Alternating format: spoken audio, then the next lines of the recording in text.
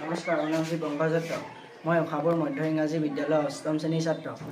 আমাৰ চাৰিওফালে বিভিন্ন ধৰণৰ মৰ্টনৰ পেকেট, পলিথিন আৰু বটল পৰি থাকে।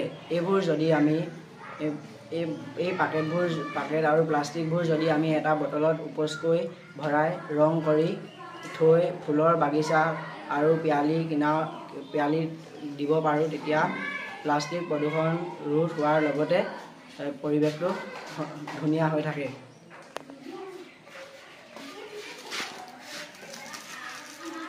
আমি যদি এনেদৰে মৰ্টনৰ পেকেটবোৰ সংগ্ৰহ কৰি ইয়াত ভৰাই লওঁ আৰু যদি ইয়ালৈকে সম্পূৰ্ণভাৱে উপচ হয়, তেতিয়া আমি এই বটলটোত সুন্দৰভাৱে ৰং কৰি পিৰালি আৰু ফুলৰ বাগিচাত থ'লে প্লাষ্টিক প্ৰদূষণ ৰোধ হোৱাৰ লগতে পৰিৱেশটো সৌন্দৰ্য হৈ থাকিব। নমস্কাৰ, মোৰ নাম শ্ৰীমতী মাম্পী দত্ত। মই উষাপুৰ মধ্য ইংৰাজী বিদ্যালয়ৰ ৮ম শ্ৰেণীৰ ছাত্ৰী। এনেধৰণৰ মৰ্টনৰ বাকলিবোৰ যদি আমি এটা বটলত ভালদৰে গোটাই থওঁ, তেতিয়া আমাৰ পৰিৱেশ প্ৰদূষণৰ পৰা মুক্ত হোৱাৰ লগতে চাৰিওপাশটো সৌন্দৰ্য হৈ থাকিব।